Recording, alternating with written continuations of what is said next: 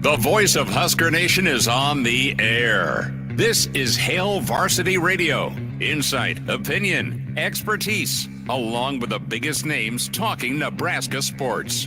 Join in with the show at 402-489-1240 or 1-800-825-5865. Now, here are your hosts, Chris Schmidt and Elijah Herbal.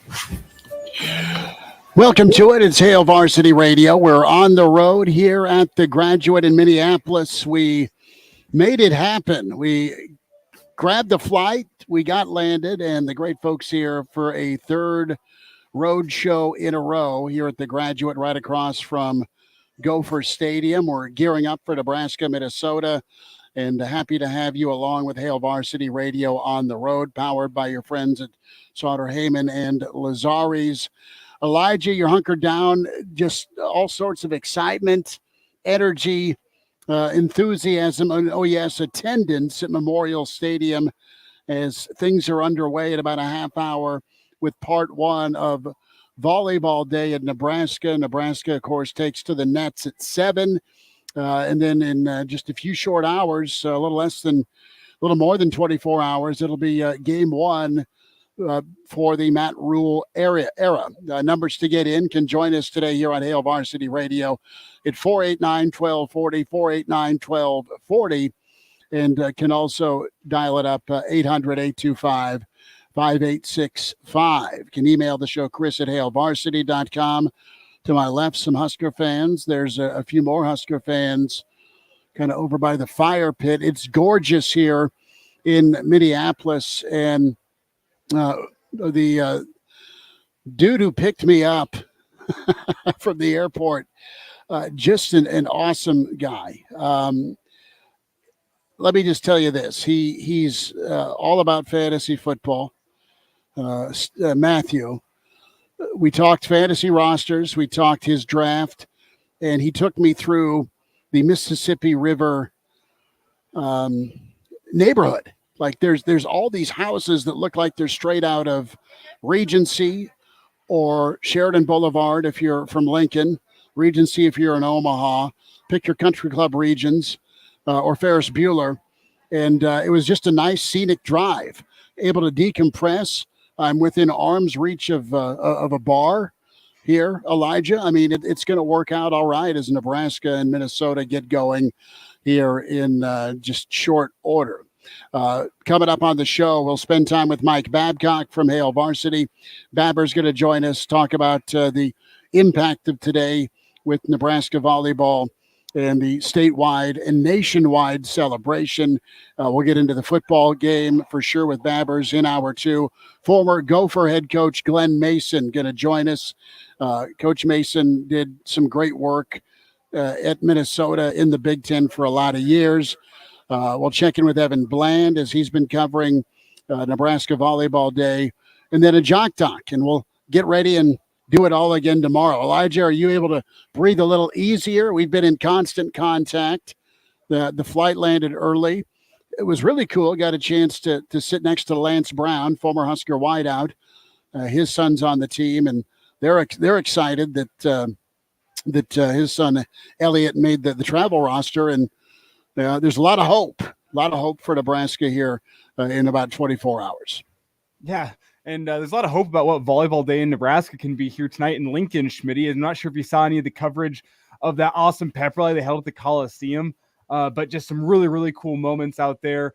And I think you can already see here in the city of Lincoln what Volleyball Day means to the people that have supported this program for a short period of time, a long period of time, new, young, old, doesn't matter who you are. This day is truly meaning a lot to a lot of people as we got as you said, the first match kicking off here just shortly. There's already some fans into the stadium, a crowd of 90,000 expected on hand tonight. That's the mood in Lincoln. And what a week it is just for, generally speaking, activities within the state of Nebraska and specifically within Lincoln. When you have the air show over the weekend, you have the Black Keys concert on Sunday night, you have the Zach Bryan concert last night at Pinnacle Bank Arena. And then you have Volleyball Day, and then you have Nebraska, Minnesota tomorrow night. Like, hats off to you, City of Lincoln, for however the hell you put this together. What a week. Like, in terms of my lifetime, I'm trying to think of a week that had more excitement going down. And I know the game tomorrow is not in Lincoln, it's in Minneapolis. That would have been just a cherry on top to everything if the game was in Lincoln. But with all the hustle and bustle and excitement in Lincoln, it's just a really, really good week to be from Lincoln, Nebraska, huh? Absolutely. It's a proud moment to be a Nebraska fan. There's quite a few Nebraska fans here milling around as they are in early, getting ready for this historic matchup. Historic because it is game one of the Matt Rule era. And, you know, you bump into folks, you talk to them about tomorrow night's game, and you want it to be different. I think there's some reality attached to it, Elijah, that it is year one, it is game one, and we just don't know what to expect other than better discipline, better tackling, better ball control, better ball security, better run game. I mean, go down the better part of this discussion. And is better going to be good enough to beat Minnesota? I don't know. I don't know. And you get into the discussion point of system that Minnesota's had. It's not new. It's not different. They've just got some new faces to plug in that have been in the program. You've got a secondary coach that coached under Tony White. Shout out Vic in Denver for that nugget, and that's been floating around for about a week. So there's some familiarity with what Coach White may want to do defensively to Minnesota, but it's going to come down to really just being able to stop the run if you're Nebraska and get some semblance of a run game. A couple of things I'm concerned about as we get closer here is just what type of production are you going to get out of Nebraska's wide receiving core? That's not a knock on the kids that are out there trying to catch passes, but how much dependency do you want on the road game one for Nebraska's passing attack? You want to use that at your whim, not because it's 3rd and 9. And I'm anxious to see what Jeff Sims can do, Elijah, at quarterback for Nebraska, and see what he can bring to the table, because it's going to be one of those tight ball games. I think tomorrow night, because, well, hey, it's Vegas is telling us that first and foremost. Low scoring, low totals, spread is 6.5, 7, depending where you look. It's going to be one of those classic Minnesota type ball games. Those are the games that PJ Fleck wins, and those are the games PJ Fleck wins when he's at home, and those are the games they have won against Nebraska in the last 5 seasons. BTN showed Nebraska's last win and only win against Minnesota in the Fleck era just a couple of nights ago, and it was the first year of the Frost era, that 2018. It was Frost's first win in his career, where Nebraska had a big lead. They let Minnesota hang around. Minnesota never gave up and turned into a bit of a shootout, and then Nebraska kind of put the hammer down at the end. I don't know that that's going to be a recipe tomorrow night offensively for either team, but it's going to come down to a couple of big plays. And one thing that's always screwed Nebraska in their openers has been special teams the last few years. Think about that. You go back to Illinois, you have the safety, and then you have the fake punt that was quite embarrassing. Babbers is waving at me, so Mike Babcock's in the green room. Secondly, you go back to last year with the onside kick that absolutely poured gasoline on your momentum. And now, can special teams just get out of the way in a good way in this opener tomorrow night? I think that's going to have to be part of this recipe for a win tomorrow night for Nebraska. Is they're going to need good defense, clearly good defense, just enough offense with the kicking game, probably in a stingy, defensively hard-fought ball game. And thirdly, you're going to need some positive field position with the return game, and that's one thing Matt Rule focused on yesterday when he talked was, kickoff or punt return. Quote, we're going to return kicks. That's the word from Matt Rule. So that's got to show up tomorrow just across the street. Yeah, whenever I think back in the totality of what we've heard this fall camp, if Matt Rule is to be believed, and he's correct with some of the things we've said, that the offensive line is going to be improved this season. They're going to be better at running the football. Jeff Sims and his legs is going to be an advantageous addition to the rushing attack. The defense is fast and flying around, and I think we can read between the lines with how many single digits got awarded to the defense and assume that that's the unit that's going to be leading this team tomorrow. If all those things are true, does it come down to that battle of quarterbacks of Jeff Sims versus Callie McManus? That's a place that my mind has gone today. And that, you know what?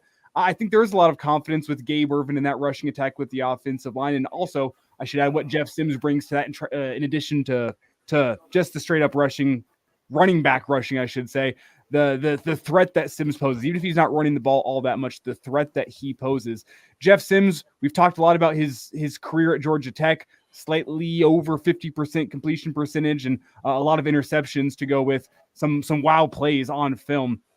Can he take that next step? Because that's where my mind has gone today in terms of, if this defense leads the way and is able to slow down the Minnesota attack, which also, now that I've listened to Joel Klatt in his preview, maybe some question marks to what their offense is going to look like in my own mind with the amount of turnover that they've had there. Does it really come down to who is better able to lead their offense in a new look offense? Because I do think that Minnesota offense, now that they don't have Mo Ibrahim and now that they've lost some of those offensive linemen, it's probably going to look a little different. In Nebraska's offense, we know it's going to look a lot different from what we've heard from Satterfield and Rule and what they're going to be emphasizing early in the season. Is tomorrow's night's game just a question of which quarterback is better equipped to lead their offense this early in the season? It might come down to that, because how many times in a close ball game, whenever it's a 3-point game at the end, do you have to put some pressure on your quarterback in that final drive and say, go make a play for us? It is always about the quarterbacks, right? The management, the playmaking, the decision-making. And I'll tell you what, I mean, are you wrong to expect, even if it's just game one on the road, are you wrong to expect Jeff Sims to be that difference maker? I don't think it's an unfair expectation. I think if you're a Minnesota fan and you're asking Callie McManus to go out and win the ball game for you, good luck and God bless, because you've had an offensive line last year that sent 3 guys to the league. You had a running game in Mo Ibrahim that was incredible. And you had a receiving core, and you still have an NFL tight end and a really good receiving core, but you're not going to ask Ethan to beat anybody throwing the football. It's the RPO, do some things with his feet that can hurt you. Nebraska knows that from watching film. I think the best game that Callie McManus had was against Nebraska last year, where he sparked him, to his credit. It was the best game of his season last year. I think you can make a good argument for the Wisconsin game as well at the end of the year, where they go, I think it was on the road, and go beat a Wisconsin team that, to be fair, was sputtering a little bit towards the end of last year, but he did pretty well against that defense, over 300 yards passing, 65% completion percentage. But you're right, Schmitty, with what you're saying about Mo Ibrahim in the rushing attack. That was a big aid to Callie McManus last year, and that's the big question mark surrounding him is this year's offense going to free him up to do more of what he likes, considering the receiving threats that they have, the tight end that they have there in Spanford, I believe is his name. Is that going to open up his game, or is that going to limit his game, not having a guy behind him such as Mo Ibrahim? Is there, there's the two sides to that. You don't have the support of a rushing attack, A, but B, if you're a quarterback that likes the ball in his hands, does that free you up if you get more than, say, 20 opportunities in a game to throw the football? You're not going to want to live and be in that neighborhood of asking either of these quarterbacks to win it throwing the football. They're going to have to make some throws. They're going to have to take care of the football. They're going to have to hit some big plays, assuming the receiving core for Nebraska's offense can get open, and there's some people to throw it to. They're pretty thin there. Washington will be back, but is he ready to rock and roll? Of course, you got Kemp that is so hard to cover. Just not the biggest guy in the world, and you know how physical Minnesota's defense is. So, no, I mean, you're gonna.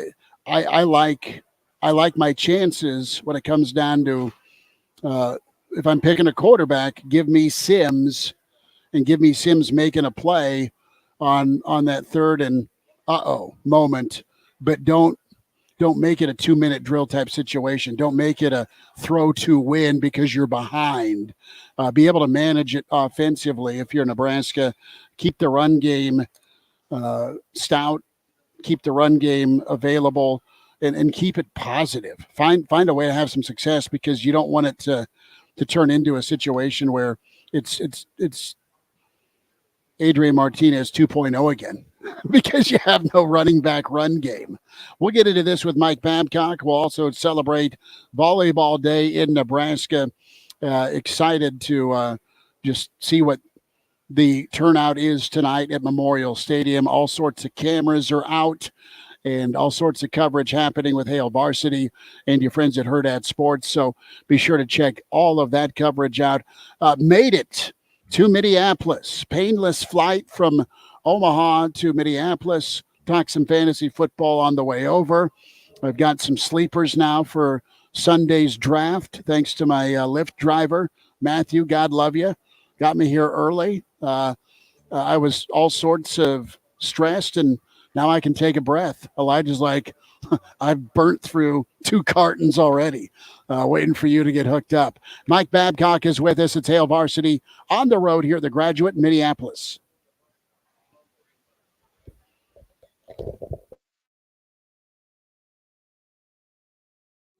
When we launched Hail Varsity Club, we merged the digital world of sports media with the physical space for fans. With the addition of Herd at Sports to our family, we've broadened our reach, bringing fresh, modern storytelling to Nebraska high school, college, and professional sports. As we continue to grow, we're taking the next step. Welcome to the Herd at Sports Bar and Grill. We're keeping everything you loved about Hail Varsity Club and adding even more. We're thrilled to invite you to the grand opening of Herd at Sports Bar and Grill on August 28th. Herd at Sports Bar and Grill, where the game is always on. 21 days of beauty. 21 days with daily beauty steals of up to 50% off. 21 days of Slay. 21 days of Yay. 21 days of Are You Kidding Me right now? Beauty's biggest event is on now till September 16th at Ulta Beauty. Discover irresistible deals on must-have brands like IT Cosmetics and Fenty Beauty by Rihanna. Plus, new launches from Pat McGrath Labs. Shop in store, online, or pick up today. Ulta Beauty. The possibilities are beautiful. Conditions apply. Hey, you. Yeah, you. This is your dentist. Do me a favor and feel the front of your teeth. How grimy are they? Ugh. It's time for a Crest Pro Health reality checkup. That grime is the buildup of plaque bacteria that can cause cavities in just months. You need to switch to Crest Pro Health. While most toothpaste stop working in minutes, Crest Pro Health's antibacterial fluoride protects for up to 12 hours to stop cavities before they start. So pick some up on the way home. Smile. Crest has you covered. I'm back to doing what I love and more, thanks to the Good Feet store.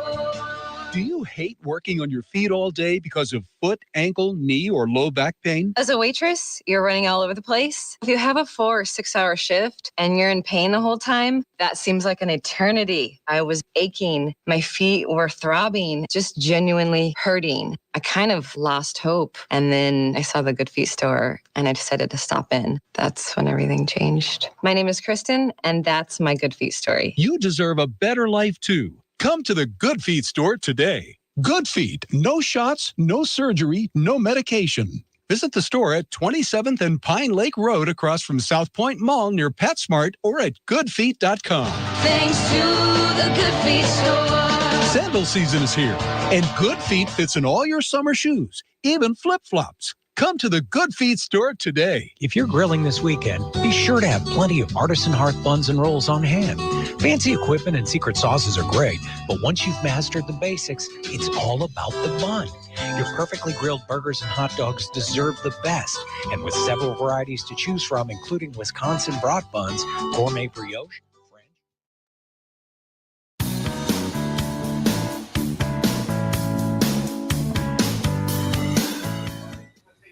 And now, back to Hail Varsity Radio. Back to you. It's Hail Varsity Radio Roadshow. We're here at the Graduate in Minneapolis. This is our third adventure up here to the land of 10,000 lakes. Sadly, I am 0-2 here. that may change. That may change. We'll see. It's a big ball game tomorrow night. It's a big day in the state of Nebraska. It is volleyball day in the state of Nebraska. Mike Babcock is with us, and at MD Babs on Twitter is where you find Mike, and you catch him with Hail Varsity. Babbers, what a day in Nebraska. What a moment for Nebraska athletics and John Cook and all the celebration that's gone into selling out Memorial Stadium tonight and setting a world record potentially. And, oh, yeah, there's kickoff to the Rule era tomorrow. How are you soaking all of this in? You know, it's the volleyball thing, I think, is just remarkable that they're able to do this. I remember covering Terry Pettit sitting in his office interviewing him in the Coliseum. His office was a converted custodial closet. You couldn't see the assistants from one side of the office to the other because of the pipes and stuff. Terry would go out on the floor. He'd have to run off all the guys playing pickup basketball off the floor of the Coliseum so they could set up their own nets so they could practice. And now you're at a position where you're in Memorial Stadium and you can draw 90,000 plus people to watch a volleyball match. It's remarkable. And, you know, I wasn't around to cover it when it was in Maple Leaf Hall, but I remember Maple Leaf Hall. What a difference in women's sports. And it's just a tribute, I think, to women's sports in general and to the passion of Nebraska fans, whether it be football, volleyball, basketball, whatever. Nebraska fans are there to support it. It's Mike Babcock with us here, Hail Varsity Radio. And Mike, as we look back at 100 years of Memorial Stadium, when I think of events at Memorial Stadium that were not Husker football, I think it's that Garth Brooks concert 2 years ago, and that's about all I can remember in my lifetime. Are there any I'm leaving off the list here, just in terms of how special this is that the volleyball team gets a chance to play Memorial Stadium? I think the Farm Aid thing was a pretty big deal. But certainly this has to be right at the top. Who would have ever envisioned this thing? You know, that you would play a volleyball match in the stadium, and that you would generate this kind of interest. People wanting to be a part of the experience, I think, is the big thing. Is just to say, hey, I was there when this happened. Just remarkable to me. Mike, let's get a thought on tomorrow night, Nebraska, Minnesota. We've already dove into some of the breakdowns. We've already dove into some of the question marks and thoughts on how it can be a positive outcome for the first time in a while. 5 games against Minnesota. Mike, Minnesota is one of those teams Nebraska needs to not split with, but beat.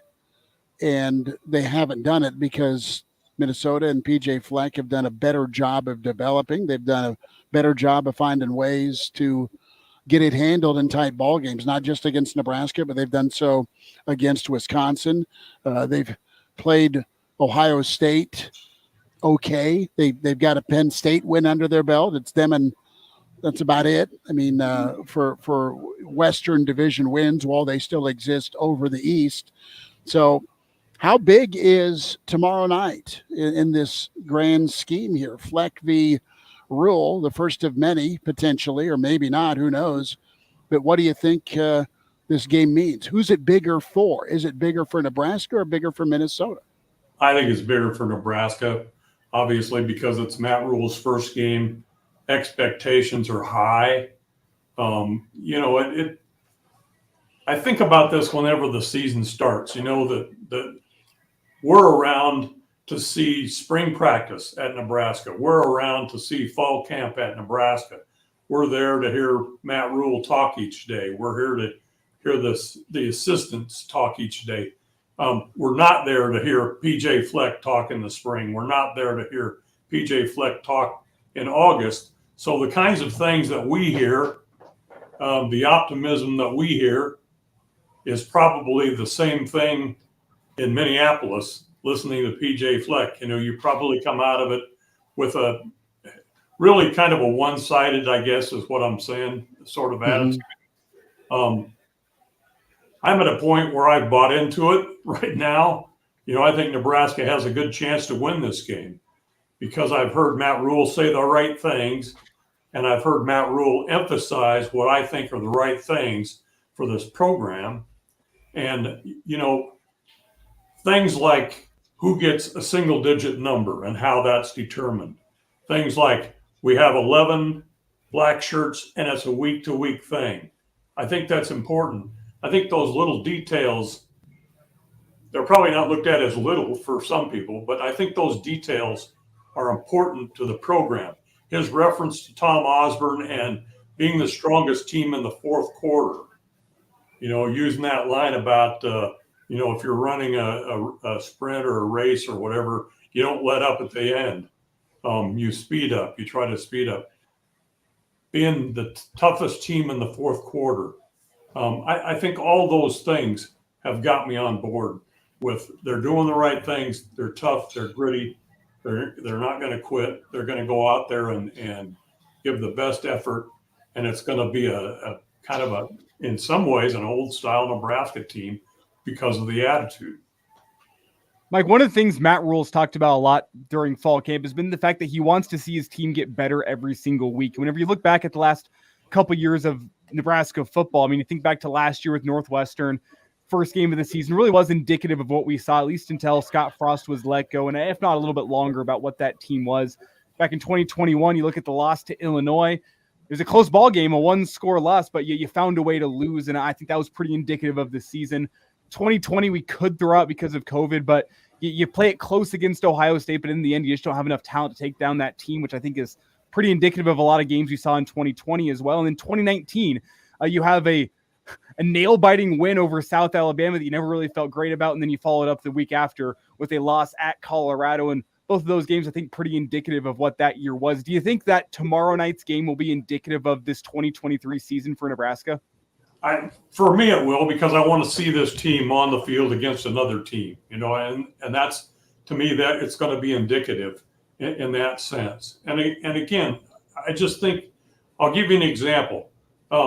John Bullock, okay, he earned a scholarship in the spring. He's a walk-on. He earned a scholarship in the spring. He earned a single-digit number in the fall, and he's on the starting lineup. That shows to me that what Rule says is not just a bunch of words. He means what he says. Here's a guy that walked on. He earned a scholarship. He got a single-digit number. He's a black shirt, and he's starting against Minnesota. That says to me he's followed the process that Rule has laid out. And his brother, incidentally, got a scholarship too, right? Just recently, and is going to start. Both Bullock's kids have been that Nebraska kid that pushes others in the program, and then, because of their hard work and talent, have also risen. We wonder about Henrich and how's his health. Is he got a lower body injury, or is he a game time decision? Possibly. Is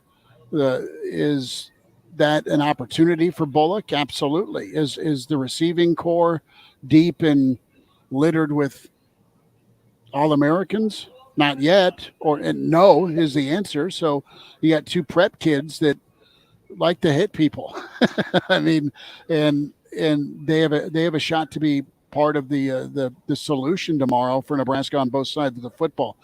Mike, when we get into how this happens for Nebraska, and the topic of momentum and getting off on the right foot, and man, that'd be a real shot in the arm for Nebraska to go get a win before Minnesota kind of finds their bearings, so to speak. How does it happen? How does Nebraska get it done tomorrow night, if they do get it done? Control the line of scrimmage up front, offensive line, and that's where you're going to succeed or not. And I think that being persistent and establishing some sort of a running game. You guys talked about that. I think that's important to what Nebraska wants to get done. And it depends on the guys up front. And that I think that Nebraska has, again, I'm seeing it through a limited vision because I'm not seeing Minnesota day to day, or I'm not listening to what's being said there. But I really like what I've heard here about the guys up front. And that's where I think Nebraska is going to have the advantage, or at least hold its own in order to be successful tomorrow. Mike, are you willing to lock in a prediction for the game? I'm willing to, I've told you this before. I used to cover Champaign Central High School. The coach, I'd ask him, how do you think the game's going to go? And he'd say, wait until Sunday, if it was a Saturday game, and then you'll know and I'll know. He would never say what he expected, but Nebraska wins the game, I think, 24 to 20. Love it. Look from at Mike. that. Outright win for Mike Babcock in Nebraska. I love it. I love how Mike lays out why he shouldn't make a prediction, then he goes out and makes a prediction anyway. I love Drops the hammer. Just says, Mikey Betts says. I predicted Nebraska would beat Georgia Southern last year handily. Uh-huh. To be fair, we all did. How did that work? There was a lot of people grabbing handles during that post-game soiree. Well, Mike, law of averages says you got to get one right now. I mean, you missed the Georgia Southern. You got to get one right. And you're saying Nebraska money line, parlay it with the overs. I love it. Yeah. And there's, Tristan Alvano is going to kick a field goal, and you're going to get 3 touchdowns. And the defense is going to be staunch. Okay. That's what I'm saying. Mike Babcock joining us, Hail Varsity Radio on the road here in Minneapolis. Babbers, we will check in tomorrow morning with you on KFOR, bud. Hey, thanks for having me, guys. And yes, I'll be up. Appreciate you.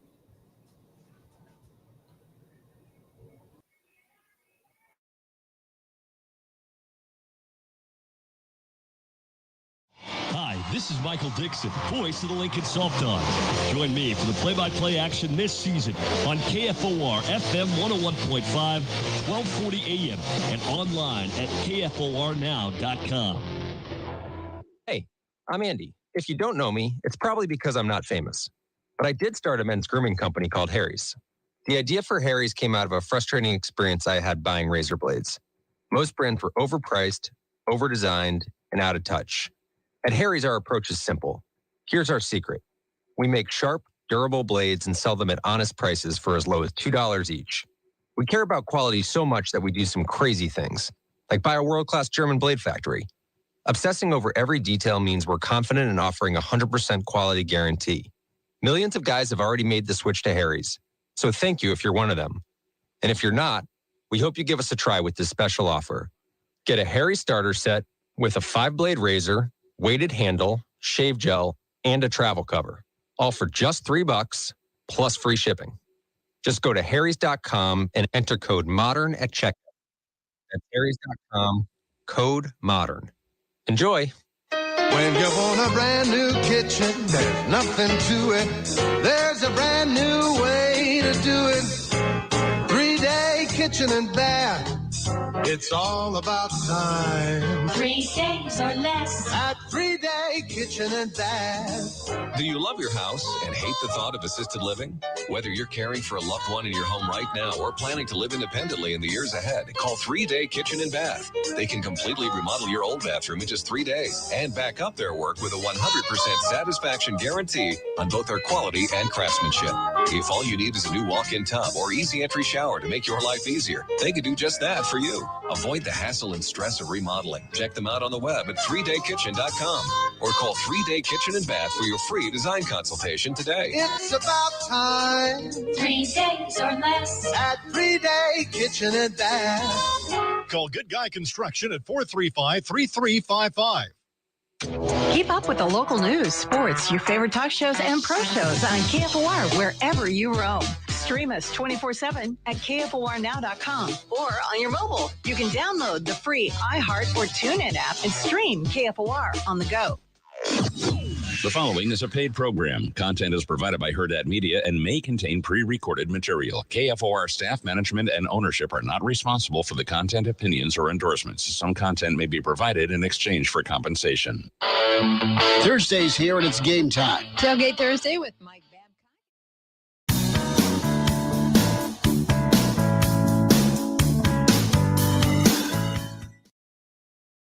Hail Varsity Radio is live. Now, back to Schmitty. Schmitty's a great guy, but he don't have a brain. And Elijah. You want me to speak? When I point at you, yeah. On Hail Varsity Radio.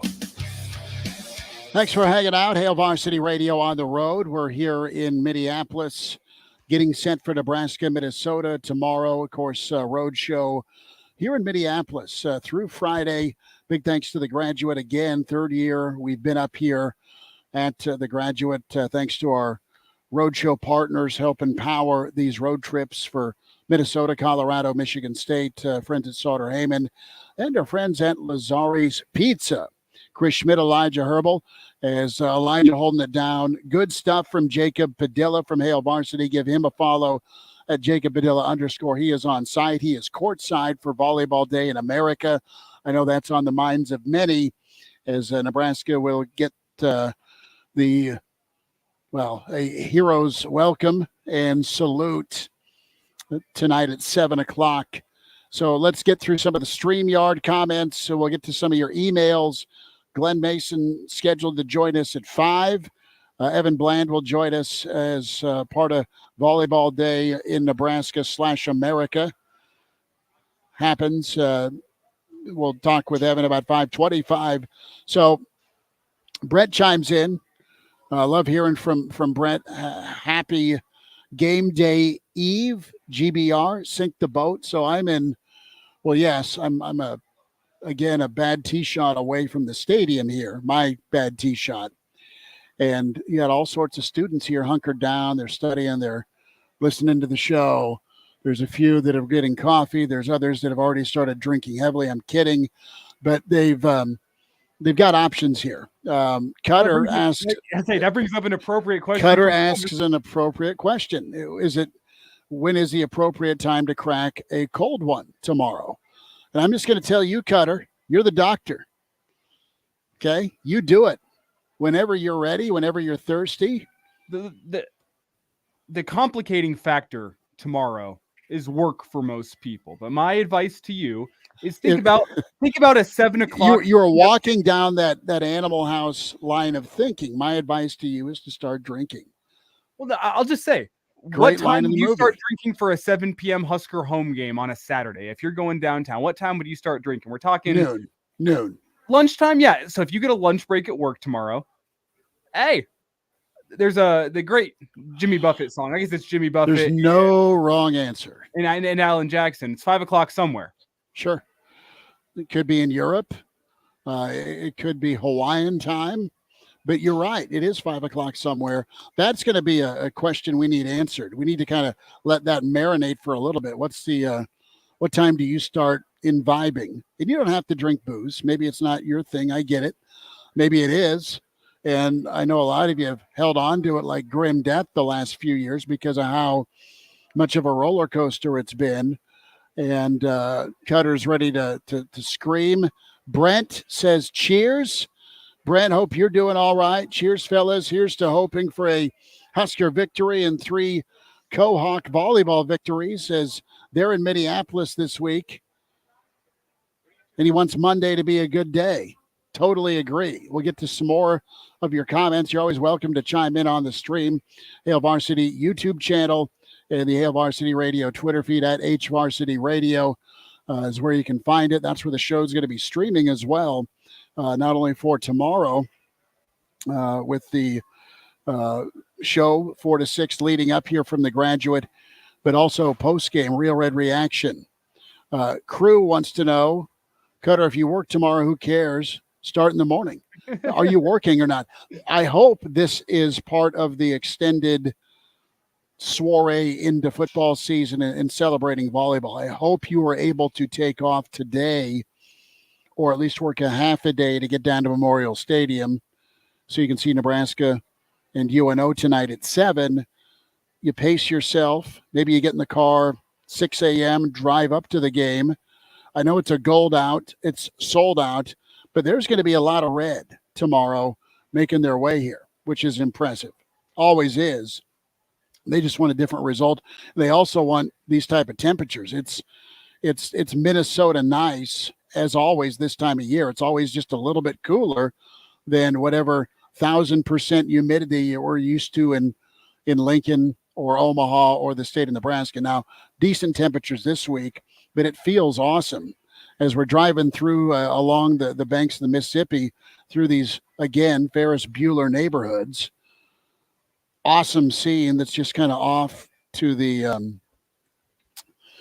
the southern part of campus here.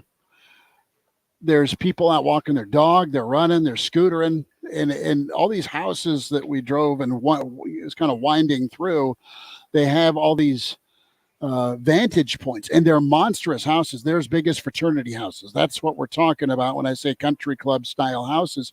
They've all got front porches elevated, like on the second floor. It was really fascinating. I gotta make some friends later is what I'm telling you, Elijah. Welcome to Sit House out on the deck with Chris Schmidt and Elijah Herbal. Yeah. Live from Minneapolis. Big Ted edition. Big Ted edition.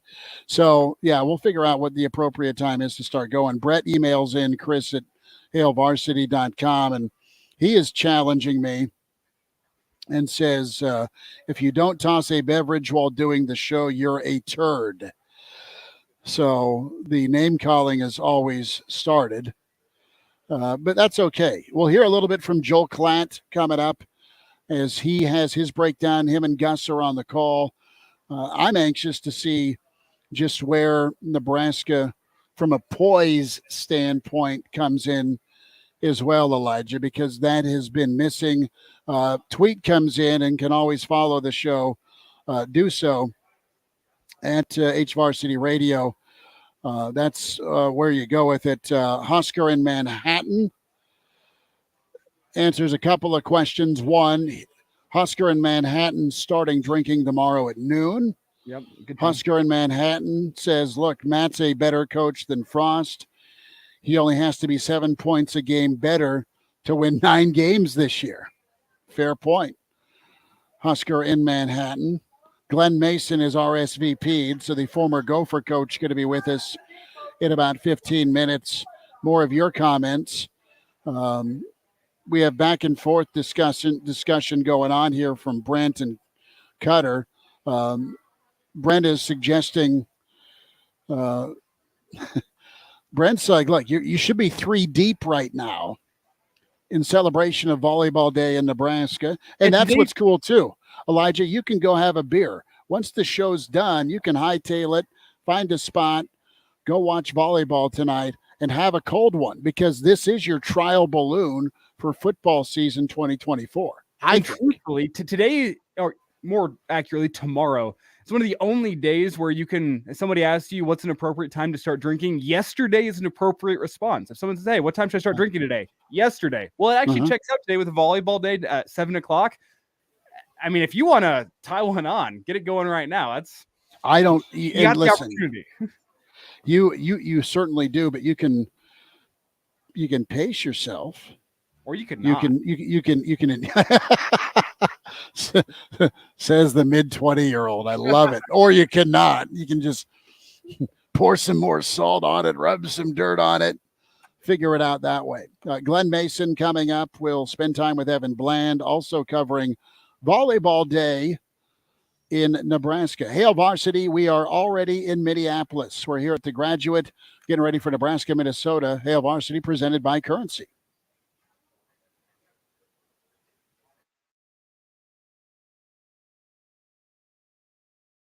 I was crossing the street when I met the love of my life.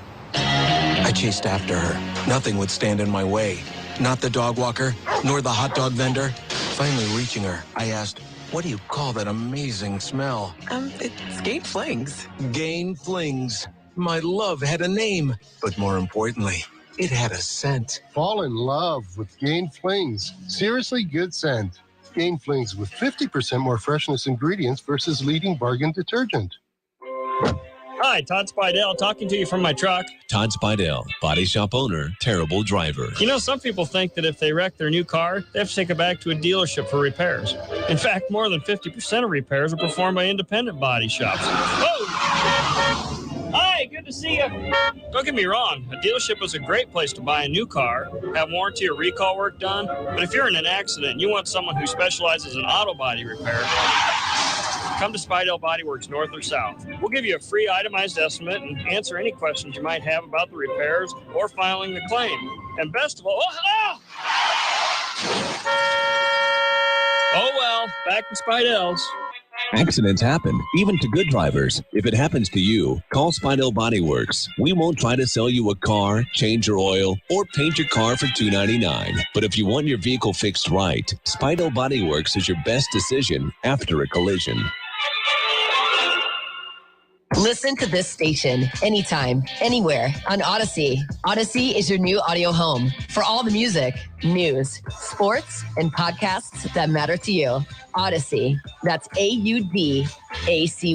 Certified Transmissions built its reputation on the job done right. It means hard work, honesty, and integrity. And together, we ensure our customers leave satisfied and worry-free.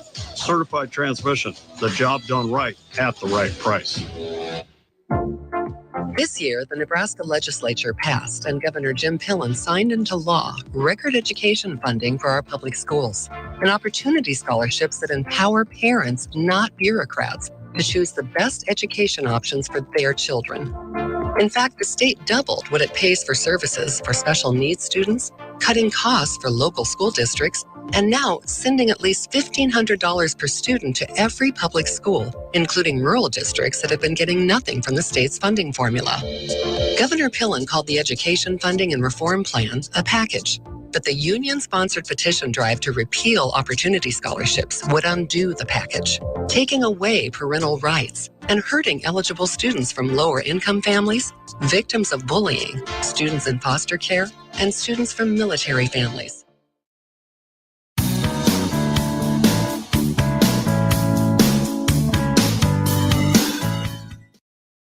And now, back to Hail Varsity Radio.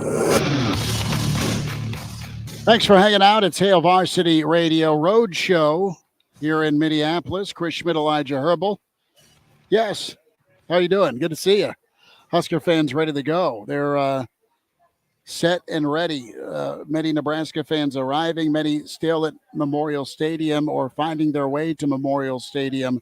Again, followed Jacob Padilla in his courtside seat in reporting. More comments we'll get to. Glenn Mason next hour. And you have just a really good setup. Mark Kranak should be in tomorrow at some point. Bill Dolman making his way into maybe Friday for sure. I don't know. I mean, this state may not be able to hold all the Hail Varsity Big Red Invasion, Elijah, but it is coming. And this is such an old classic hotel. I've never really ventured up to the second floor before here at the Graduate, but they've got this blue velvet steps. I just need Zeppelin 4, Song 4 to start playing if I were to ascend up the staircase and film it. 489-1240, 489-1240. If you want to dial up or can send an email, chris@hailvarsity.com. Elijah, who do we got? We had somebody and they were not on the line. So if they just ejected, give us a call back. I'm here waiting for you. I'm looking for that light to start flashing. I'll pick up your phone call. You're good. Real Red Reaction follows Nebraska, Minnesota immediately following on the social streams and also on KFOR. So locally there, be sure to check that out. Want to remind you about buckling up. It is so important to do it. Many of you are jumping on the road, are going to get on the road and drive up to Minnesota for tomorrow night's kickoff when you do that, it is imperative you buckle up. And when you do buckle up, remember hands and eyes on the wheel, and just make sure you focus. Hands on the wheel, eyes and mind straight ahead. Rather, the driver has one job. That's to drive. A message from the Nebraska Department of Highway Safety Office. Eventually got it. We'll just pace ourselves here for a second hour. Is able to get from Omaha to Minnesota. I got the be careful, do not get arrested warning text from the wife. That's important. Appreciate her doing that. Brandon's chiming in, saying get it going. Thumbs up. Hit it now, as they're cheering Cutter on for an early beer. So that's the way to do it when we talk about your ways to watch the show. It's archived. Podcast, Spotify, iTunes, Google Play. Be sure to get that handled and subscribed to. Do we have another caller or no? No, man. No. This is like bluegill stealing your bait. We are in the land of 10,000 lakes. Everyone loves fishing in Minnesota. Great fishing in the state of Nebraska, of course, just like volleyball. Because guess what? It is volleyball day in the nation, thanks to Nebraska volleyball and the other in-state schools that are participating. We'll get back to football with a Gopher himself. Won a lot of ball games, pulled off some big-time wins, and was the standard in Minnesota for a lot of years, still is. Glenn Mason joins us to kick off hour 2. It's Hail Varsity on the road here in Minneapolis.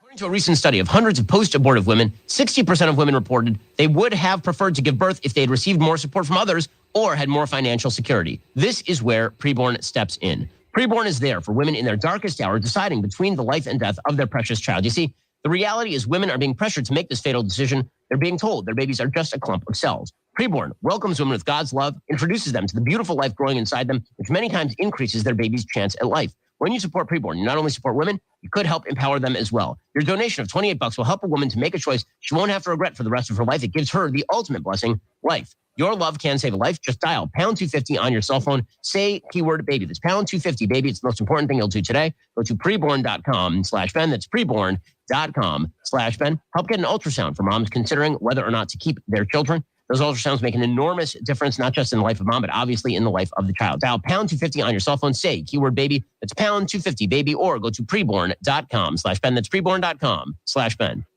Hi, this is Jason Ball, president of the Lincoln Chamber of Commerce. Last weekend, Lincoln set new records with community-wide events that brought visitors and thrilled locals. The whole city could not miss the Guardians of Freedom Air Show featuring the U.S. Navy Blue Angels. This show is the largest in Lincoln's history, with more than 300,000 in attendance at Lincoln's Air Park.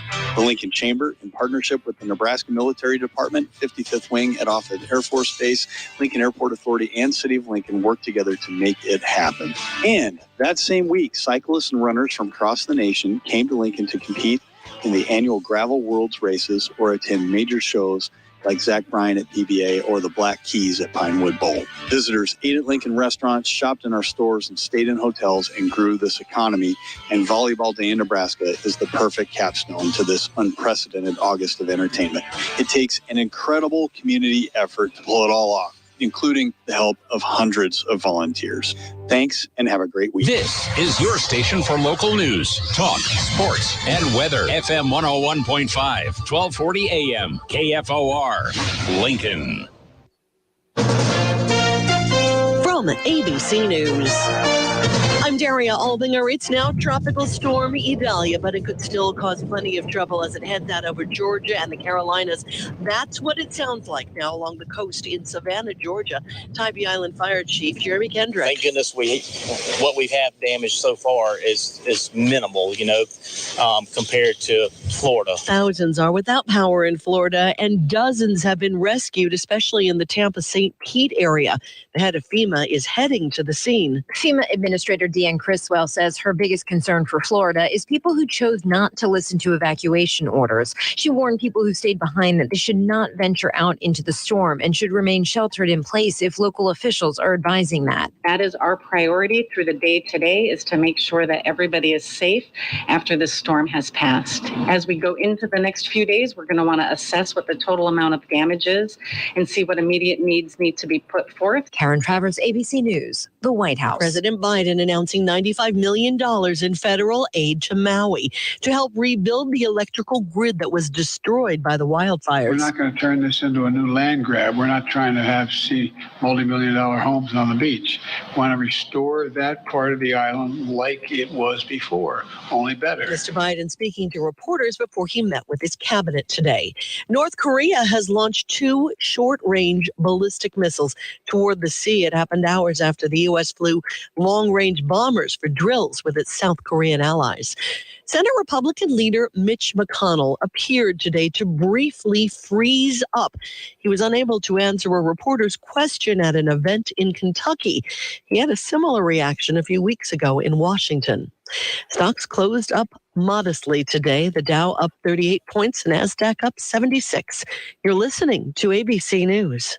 Paid for by government.com. Have you heard? Morgan's silver dollars are back for 2023. For the 100th anniversary, the U.S. Mint released the first legal tender Morgans in 100 years. They sold out instantly. Now, Morgan's silver dollars are back in 2023, minted in 99.9% pure silver, but only 275,000 coins were minted, and they will go fast. The entire market and experts agree this is a big deal and an amazing opportunity for both coin and silver buyers. Just call 1-800-859-1518 and you are guaranteed a 2023 brand new uncirculated 99.9% pure silver Morgan dollar. But with limited quantities, you must call now. To learn more, call 1-800-859-1518. Plus, you'll receive a free bonus Patriots pack, new and improved, a $25 value free with every order. Call 1-800-859-1518 now to secure your new 2023 Morgan silver dollars before they are gone. That's 1-800-859-1518.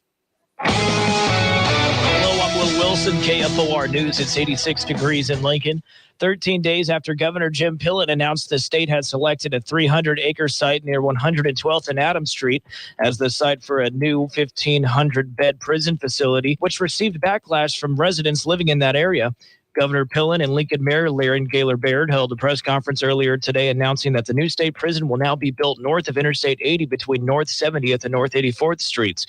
Lincoln Mayor Larry Gaylor Baird explained what led to the change of the location. On the city side, the previously announced location at 102nd and Adams has long been identified in our Lincoln-Lancaster County Comprehensive Plan as future urban residential growth. Since the state's announcement, we've heard from our community that their desire is to preserve that intended residential use for the area, and we appreciate their input and their advocacy. Both Pillen and Gaylor Baird agreed that this is a win-win for the state and the city of Lincoln. You can help Lincoln Police track down a suspect in an August 5th burglary at Winter Circle Auto on West O Street, where someone broke out and climbed through a window into the office.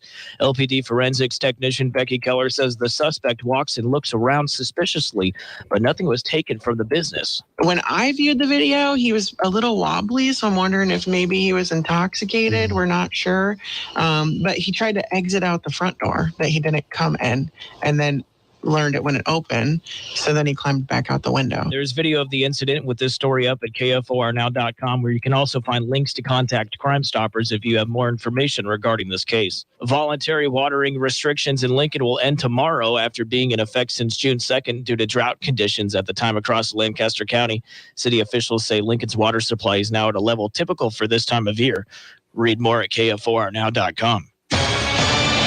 This afternoon, smoky skies with a high of 87. I'm Will Wilson, KFOR News. Here's the news you need to know. Hurricane Idalia makes landfall north of Tampa and heads towards Georgia and the Carolinas. A storm surge as high as 16 feet could hit Florida's Big Bend region. The National Weather Service warns some spots hit by Idalia could be uninhabitable for weeks or even months. Stay connected and find out what's next. FM 101.5, 1240 AM, KFOR. Keep up with the local news, sports, your favorite talk shows, and pro shows on KFOR wherever you roam. Stream us 24/7 at KFORnow.com or on your mobile. You can download the free iHeart or TuneIn app and stream KFOR on the go. The following is a paid program. Content is provided by Hurrdat Media and may contain pre-recorded material.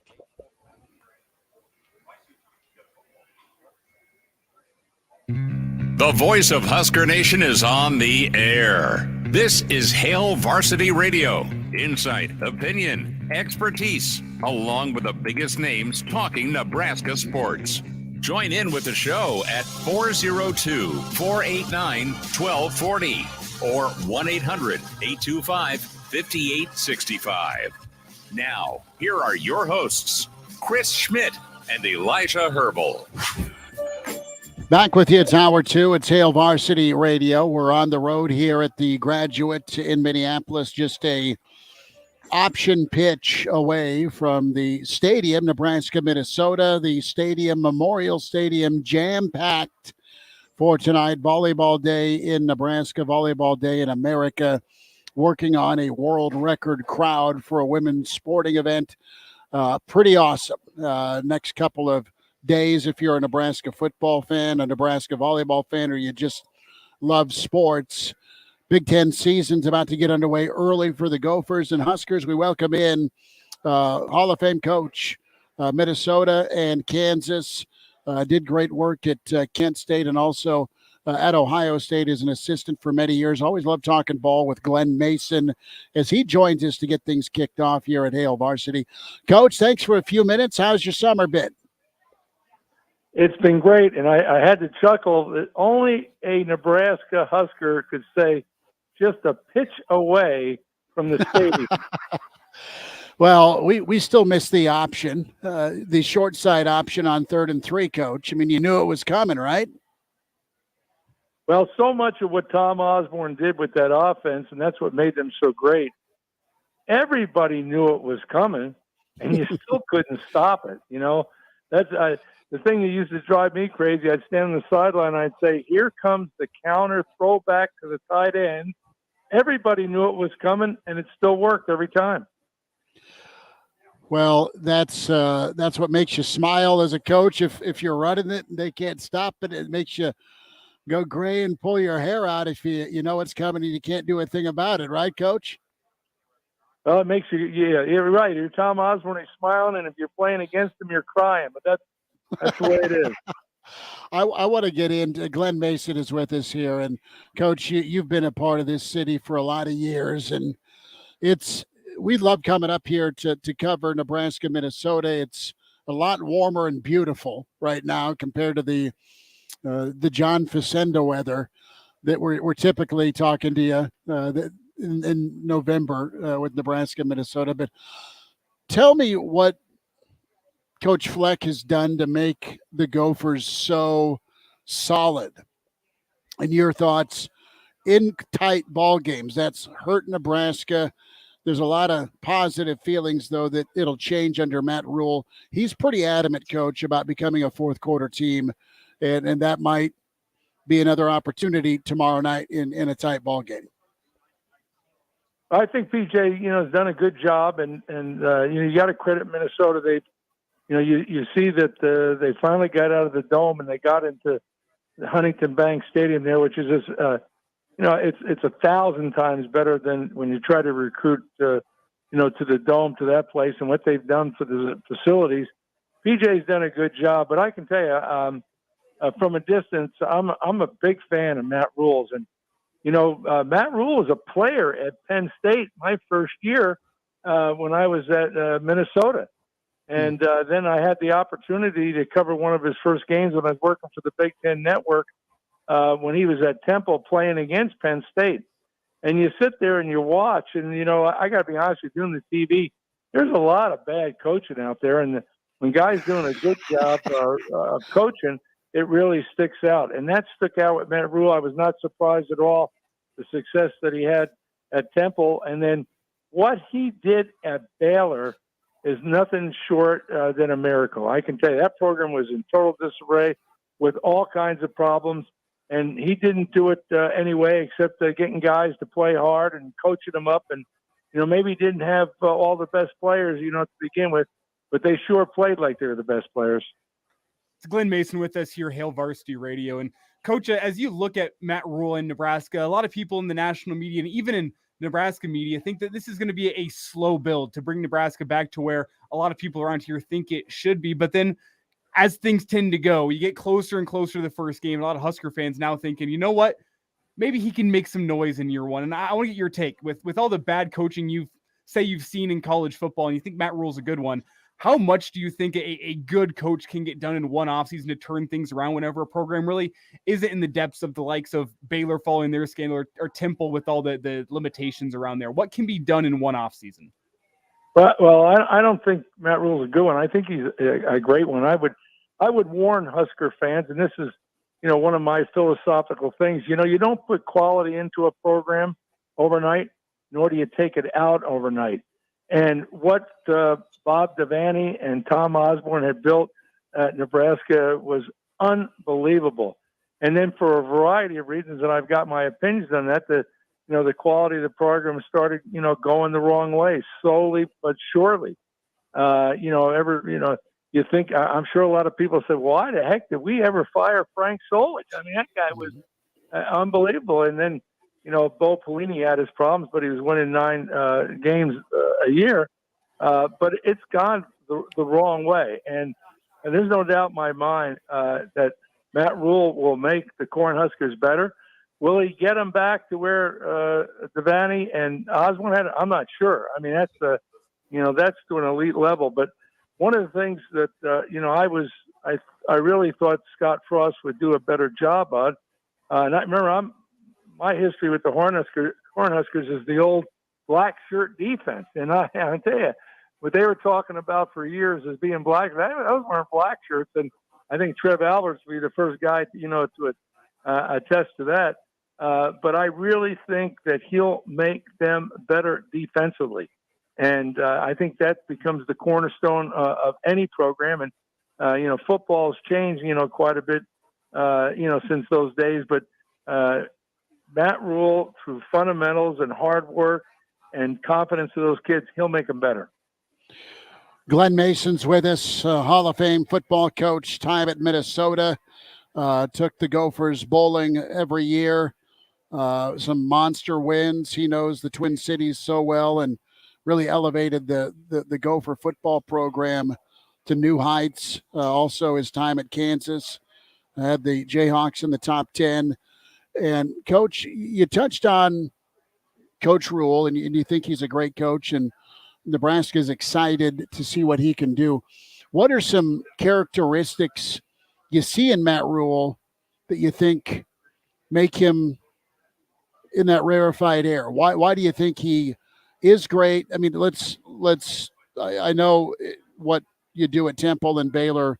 Yes, the win totals, the flips, the turnarounds, that's incredible. But just specifically, as you look at Coach Rule as a teacher, as a motivator, as a fundamental guy, what is great about him, in your opinion, from coach to coach? What do you see in his ability that can really elevate Nebraska? Well, I can answer that by making a generalization. Matt Rule loves to coach. And nowadays, I think, there's only 2 types of coaches out there. There's guys that love to coach, and there's other guys that love being the coach, because of the salaries, the perks, and everything that goes into it. When I say a throwback, old school, guys got into coaching, and I think Tom Osborne would be the first to tell you that. You never thought you'd ever get rich, and you worked your tail off in long hours, and your family struggled, but you did it because you had a passion, for coaching. And guys didn't get in coaching or stay in coaching unless they had that passion. Well, nowadays, because it's so lucrative, there's a lot of guys flying around out there. They can't coach their way out of a paper bag, but they're at school that they have, and they have all the built-in pluses. And those guys just love being the coach. But Matt Rule, I think he'd be I don't know what he's making. I'm sure he's making a lot of money at Nebraska, but he's one of those guys if you said, hey, listen, we're out of money, we can't pay you, the guy would still show up and coach. It's Glenn Mason with us here, Hail Varsity Radio. And Glenn, let's quickly flip it around and talk about the guy that's going to be on the other sideline tomorrow night in PJ Fleck, because there's a lot of opinions out there. I, from the outside looking in, think of PJ Fleck as a guy that loves to coach rather than a guy who loves being the coach. So take me through what you think of PJ Fleck. There's been some off-season drama around PJ with some of that news that broke just before Big Ten Media Days. I want to get your thoughts on what he's done with the Minnesota football program. Well, any of that stuff that breaks in the media, you got to take with a grain of salt. But I judge PJ. His approach is different, a lot different than mine would have been. And he's the first one to tell you he's not for everybody. But when people fit into that and they buy into that and all of this stuff, he's high energy. It works when you peel all this stuff away. He's a darn good football coach. He gets them playing hard. They're playing good defense. They're good in the special teams. And let's face it, Minnesota is not one of those programs that's a half program. Now Minnesota people don't like to hear that, but there's a reason why each and every year when you look at the people that recruit the best players in the country, the Ohio States, the Michigans, the Alabamas, the Texas, the Southern Cals, and in the old days, Nebraska. There is a reason there. You never see schools like Minnesota or Indiana listed in that same light for whatever reason. I can't tell you that. But he's done a good job here. He gets them playing hard. He gets playing an exciting brand of football, and he utilizes good players. Now, he had a quarterback, Tanner Morgan, that was around here for a long time. Well, he's gone, and Mo Ibrahim was a running back that was just about as tough as anybody can be.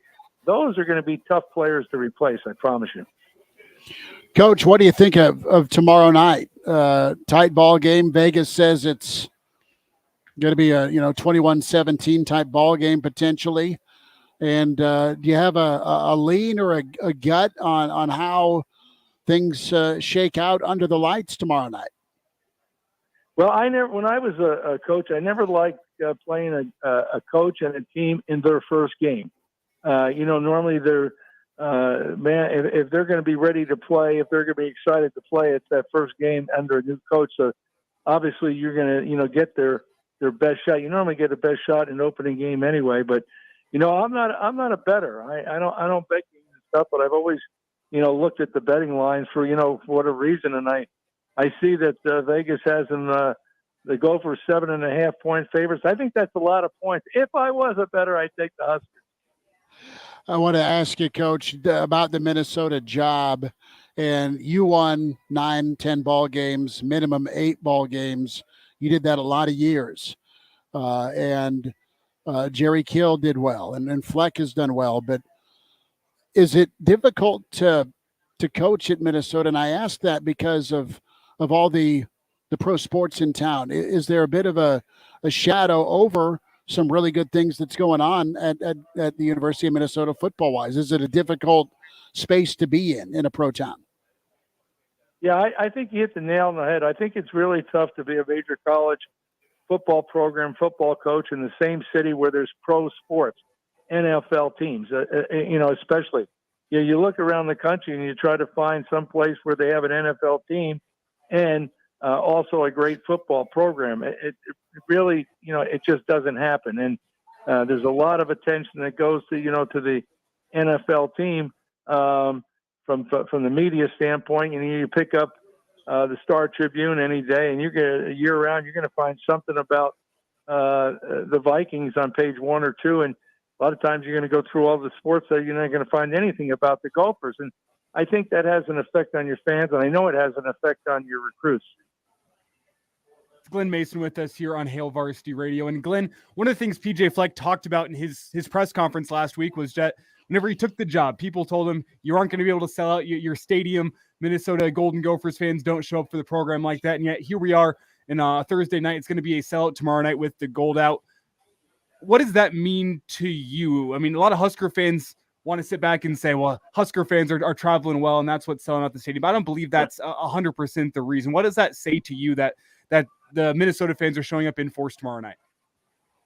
Well, they're showing up in force, but so are the Big Red fans. And I don't mean to throw water on PJ's statement or whatever, but you know, I remember the days at Kansas, even we had good teams, and we'd have trouble selling out, except when the Big Red came to town. You know, and I don't know of a college team that travels any better than Nebraska does, and it's amazing the commitment there.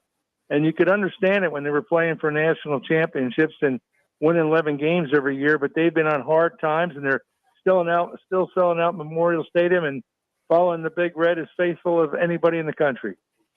Coach, last thought about a minute or so, and it's awesome to catch up with you. We thank you for your time. Did that tick you off that the Big Red Army invaded? Well, no, I didn't. I always thought if the Big Red had a chance to buy tickets, that wasn't their fault. They were taking care of an opportunity. It was our fault and our fans' fault and our commitment, maybe of our lack of success. I never faulted anything, the success of another team or program. I didn't want to be envious. I wanted to be just like them. I figured I wanted to strive and be like them. And at Kansas, even though we had some good teams, I'd like to be the day that the Cornhuskers were complaining that they couldn't get tickets. Coach, enjoy the ball game tomorrow night. We appreciate your insight as always, and we'll do this again. You take care, okay? Great, thank you. All right, good stuff with Glenn Mason, former Gopher head coach. A lot of great years here in Minneapolis, and a great perspective on Nebraska with all those games. He was in Big 8 country with KU, so knows his ball, obviously, and did some great work. Good perspective on Rule and of course, Fleck. Evan Bland, volleyball day in Nebraska continues. We'll check in with Evan next.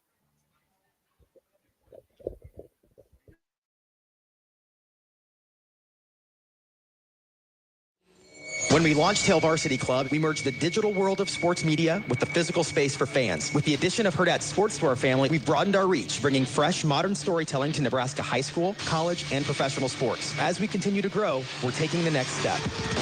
Welcome to the Hurrdat Sports Bar and Grill. We're keeping everything you loved about Hail Varsity Club and adding even more. We're thrilled to invite you to the grand opening of Hurrdat Sports Bar and Grill on August 28th. Hurrdat Sports Bar and Grill, where the game is always on. Back to doing what I love and more, thanks to the Good Feet Store. Before I went to the Good Feet store, I'd have to find a chair or something just to rest my back. There was so much pain. I mean, it was tough. I mean, I would take ibuprofen, aspirin sometimes to get rid of the pain. Many customers talk about these same failed remedies when they come to the Good Feet store. But once I went to the Good Feet store, my life really changed. And I have not, over these 5+ years, wearing these orthotics, had any trouble whatsoever with my lower back. It has been an absolute blessing. The Good Feet store has helped thousands of customers live a better life. Good Feet. No shots, no surgery, no medication. Visit the store at 27th and Pine Lake Road across from South Point Mall near PetSmart or at goodfeet.com. Thanks to the Good Feet Store. Sandal season is here, and Good Feet fits in all your summer shoes, even flip-flops. Come to the Good Feet store today. At first, I was really nervous and intimidated to buy a ring. I wasn't sure what I was getting into. My experience at Starter Heyman was very easy. I felt like I walked out of Starter Heyman with the ring that was going to make her go wow and say yes. I love my ring. It is so beautiful. I absolutely love my ring. I get compliments on it all the time. I always tell them Starter Heyman. Yeah, we would definitely recommend Starter Heyman. Yeah, it was great. We're definitely coming back. In Lincoln and Grand Island or online at starterheyman.com. It's happening all over Nebraska. Signature collectors saying and doing anything to get you to sign. Their petition would undo a historic education funding and reform package passed by the legislature and signed into law by Governor Jim Pillen. Signature collectors have been caught red-handed, misleading Nebraskans, trying to fool us into signing their selfish petition. Only you have the power to stop them. When asked to sign the petition, decline to sign. By declining to sign, you empower parents to choose the best education options for their children, and you support record investments in our kids. It's simple. By declining to sign the petition, you put Nebraska's kids first. If you sign the petition by mistake, go to your county clerk or election commissioner's office.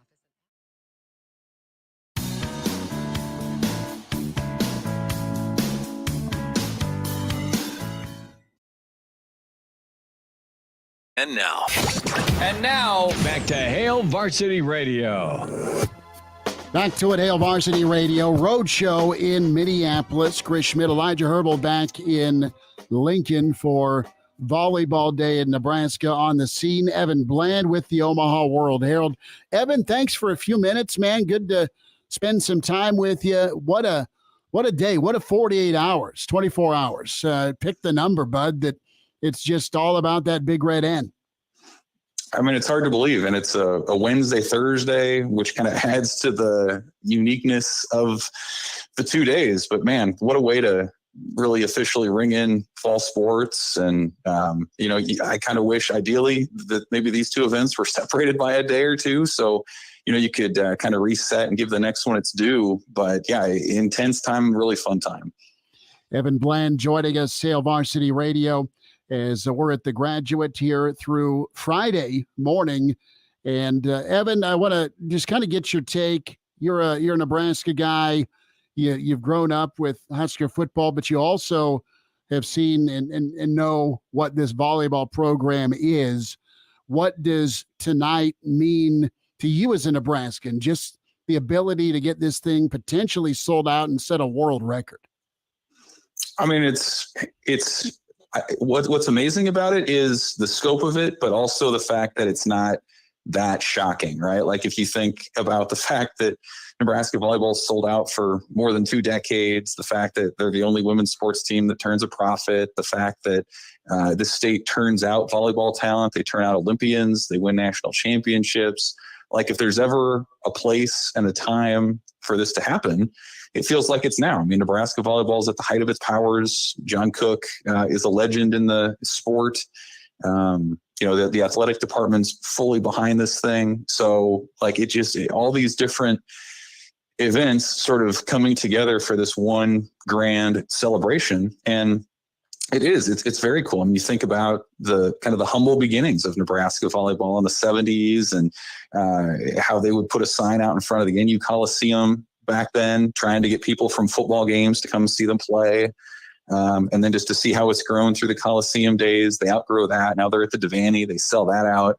And to dream a little bit bigger, maybe a lot bigger, for this event at Memorial Stadium tonight. Really cool celebration. One of those things that in a lot of ways is bigger than the sport. Like I think if Nebraska volleyball wins the national championship this year, I wonder if that will be remembered as much as the event tonight because of just how unique it is for the program, but also for women's sports at large. You said it. I mean, it's bigger than an attendance number. I mean, it's a reality of a program that was started, and you have Bob Devaney who brought it in. You had Terry Pettit, pick things up and really started digging for $12,000 a year, Evan. And then you have John Cook, who, oh, by the way, you want to come be a coach in waiting, even though you've got an elite program yourself up in Madtown? I mean, this story is just super unique. Yeah, it is. It's both ways too. Like it's the program and the way that it's been a joy for the fans. It's amid all the tumult in Nebraska athletics, like volleyball has been that shining beacon that's sort of been above it all, right? Like they still contend every year. They're still always in the top 25 rankings. That's the thing that's sort of remained untouched as much as college athletics has changed, but it's gone the other way too. It's been a love affair with the fans to the program. I mean, they show out in Central City for spring scrimmages. They show out in Grand Island. They pack CHI Center when Nebraska's there in the Final Four. They travel. Like it's such a unique relationship between fan and program, and they just kind of keep upping the ante toward each other. And like this is kind of the ultimate example of where even when they announced this event in the spring, like John Cook, Trev Alberts, like they didn't know, like, are you going to get 30,000 people? What's it going to be like? And they kept selling seats and filling this thing up. And pretty soon, it's at capacity. So, in some ways, and John Cook referenced this at his press conference this week, he thought of that 1999 Women's World Cup with the U.S. and China and how that sort of pushed the boundaries for how you can perceive women's sports. I think this is another one of those things that even if you're a casual sports fan or not a sports fan at all, like you take notice of something like this. And I think it can really do something for the casual fan. It can maybe get their attention and say, hey, college volleyball is playing at an elite level. You can apply that to what's going on in women's college basketball. Well, women's college softball continues to explode as well. And I think this is just another example of how much women's sports have grown, but how maybe we're not quite near the potential that we thought that they maybe were at.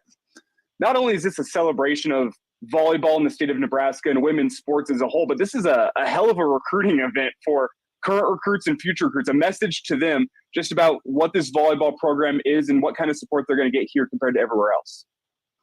Yeah, no doubt. I mean, what other program what do you compete against? Like if you're a top outside hitter or a top setter, okay, yeah, you can go to Madison and get the tour and see the national championship banner hanging last year, the facilities, but like you're not going to see what you're going to see this weekend. It's unprecedented. I mean, even John Cook has never been a part of anything like this, hasn't seen anything in his career. So like, how much of an impression can that leave, on a 17 or 18-year-old prospect who's looking to go somewhere? And there's just so much to offer, right? There's the NIL factor. There's just the notoriety, the idea of developing and going on to be a professional and potentially an Olympian. I don't see how you could attend this thing tonight and it looks like the weather is going to hold and it's going to be a nice night. I don't see how you can attend this thing and then go anywhere else and really feel what you would feel in Lincoln in Memorial Stadium. So powerful recruiting tool. It's just something that, again, like 8 months ago, nobody ever really thought this sort of thing was possible. Certainly that it wouldn't attract the sort of attention that it has. And again, it feels like our imagination for like where this thing can go continues to stretch. So Evan, going to get to football. Nebraska, Minnesota gets kicked off. You asked an important question to Rule yesterday before the presser finished up, and that was about the start fast.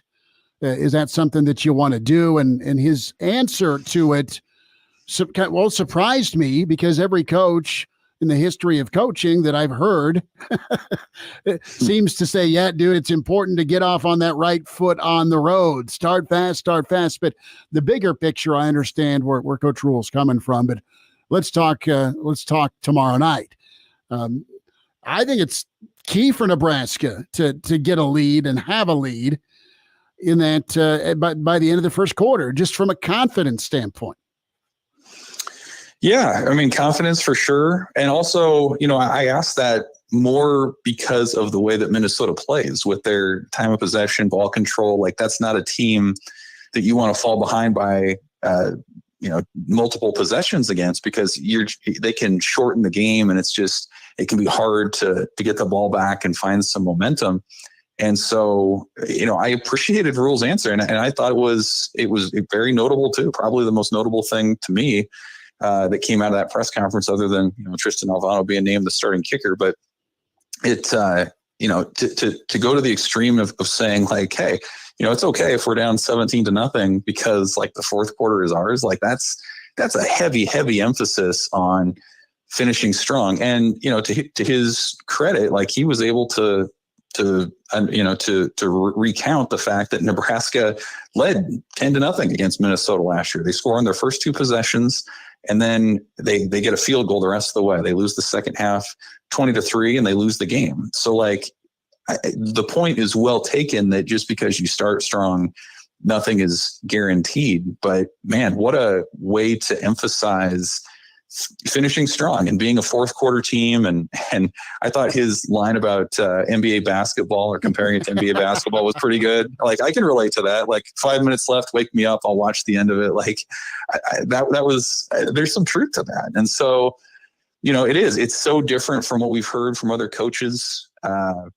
And I think it's just that sort of that next step in kind of changing the mindset of this group where, okay, just because you don't jump out to an early lead, it's not over. Things aren't done. And I think that mindset can apply to the season too, right? Like, this is game 1 of at least 12. And if it doesn't go your way, like, it's not the end of the world. And it kind of felt that way the last couple of years when Nebraska lost that opener. It was like, oof, the wind kind of went out of your sails. But it's all about finishing strong, and whether that's in this game or this season, I think if you have that mindset, then one play, one game isn't sort of the critical error that it's felt like so many times over the past few years. Evan, another quote from that presser that I really liked from Rule was that he said he didn't know how long it was going to take, but he wanted a team that was going to play its best football in the fourth quarter. And I was trying to rack my brain and think back, what type of uphill battle is that to try to change? Because I'm thinking you probably have to go back to the Bo Pelini years to find a team that played their best football in the fourth quarter, that 2013 squad that went and took down Michigan State at Sparty. Yeah, I think that's probably right. Like, the first half of the Mike Riley era in 2016, they start that half of the year undefeated and then tailed off. And really since then, there just hasn't been much momentum. I don't think they've won 3 games in a row at any point since that 2016 season. So there hasn't been that exciting finish. I'm sure, I think you're right, since the Bo Pelini era. And that was the last time, even just in the second half of the season, where Nebraska would finish strong and you'd sort of feel that momentum going into the off season. And I think there's some power to that, like just in terms of recruiting energy, fan perception, how you go about your business, the vigor with which you go about your business as a player. I think that matters. Like, if you believe that you're building on something. And so, we'll see how that shakes out. I do think the second half of the season this year sets up pretty well for Nebraska to finish strong and to take some momentum into next season as well. But how long has it been since maybe Nebraska's outplayed its expectations going into the season? It's been a long time. And so the second half of the year, I think, is the part that people are going to remember, right? Like, we've talked about Minnesota and Colorado for so long. I think in some ways we kind of can forget that there are 10 other games coming up after that. And how we ultimately judge the success of this season, will be by those familiar metrics like bowl games and things like that. But I think it's also going to be, how does Nebraska play in November? Are they playing meaningful football in November? And if they are, then that's going to be on its own something a lot different than we've seen around here for at least 6 or 7 years. Evan, we'll see you when you get up here, man. Thanks for squeezing us in today. You got it, guys. Yep. See you Thursday.